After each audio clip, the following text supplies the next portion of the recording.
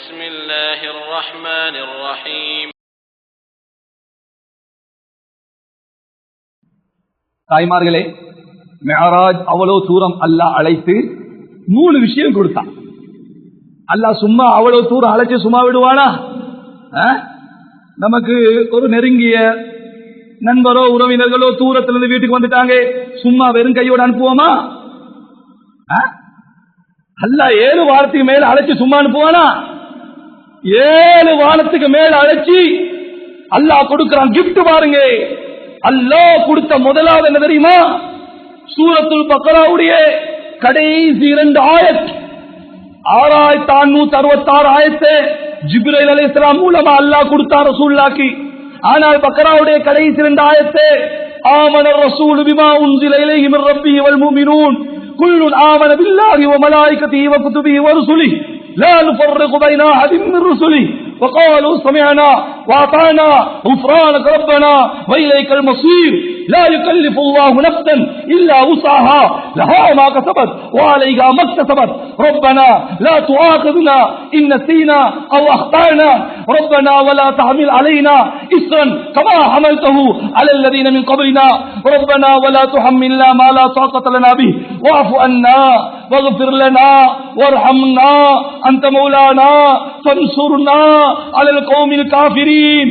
இந்த 2 ஆயத்தை ஜிப்ரீல் அலைஹிஸ்ஸலாம் மூலமா அல்லாஹ் கொடுக்கல, டைரக்டா நேரடியா மிஅராஜில் அல்லாஹ் ரசூலுல்லாஹ் கொடுத்தான். எவ்வளவு பொறுமதியா இருக்கும், எவ்வளவு பொறுமதியான ஆயத்தா இருக்கும். தாய்மார்களே, பாடமாக்குங்க, தூங்குவதற்கு முன்னால் ஓதுங்க, மற்ற சந்தர்ப்பங்களை ஓதுங்க, மனப்பாடமாக்குங்க. அல்லாஹ் நேரடியா கொடுத்த 2 ஆயத். அடுத்த அல்லாஹ் சொல்றான், ஏ முஹம்மதே ஸல்லல்லாஹு அலைஹி வஸல்லம், உங்களோட உம்மத்துக்கு சொல்லுங்க, ஷிர்க் செய்யாம என்ன வந்து சந்திக்க சொல்லுங்க, அவர்களை மன்னிப்பது என் மீது கடமையா இருக்கிறான். சுப்ஹானல்லாஹ். ஷிர்க் செஞ்சவனாங்க இன வைக்காம வர சொல்லுங்க. சின்ன ஷிர்கோ பெரிய ஷிர்கோ, தாய்மார்களே, சின்ன ஷிர்க பயந்து கொள்ளுங்க. சிலைய வணங்குறது, மரத்தை வணங்குறது, தண்ணிய வணங்குறது, சூரியனை வணங்குறது, இவையெல்லாம் பெரிய ஷிர்க்கு. ஆனா சின்ன ஷிர்க்கு இருக்கு தாய்மார்களே, நம்பிக்கை சம்பந்தமான ஷிர்க்கு. அது ரொம்ப பயந்து கொள்ளுங்க. நோயை தாரது அல்லாஹ், குணமாக்குறது டாக்டர் இல்ல. தலைவலிய தாரது அல்லாஹ், தலைவலிய சோமாக்குறது பெனடோல் இல்ல. சின்ன ஷிர்க்கு விளங்குதா?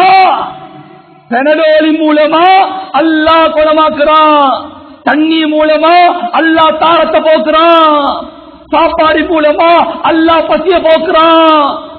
இதுதான் ஈமான். தாய்மார்களே, பாம்பு கொத்தினதினால மௌத்து இல்லை, அவருடைய மௌத்துக்காக வேண்டி பாம்பு கொத்திருக்கு. ஹார்ட் அட்டாக் வந்ததால மௌத்து இல்லை, அவருடைய மௌத்துக்காக ஹார்ட் அட்டாக் வந்திருக்கு.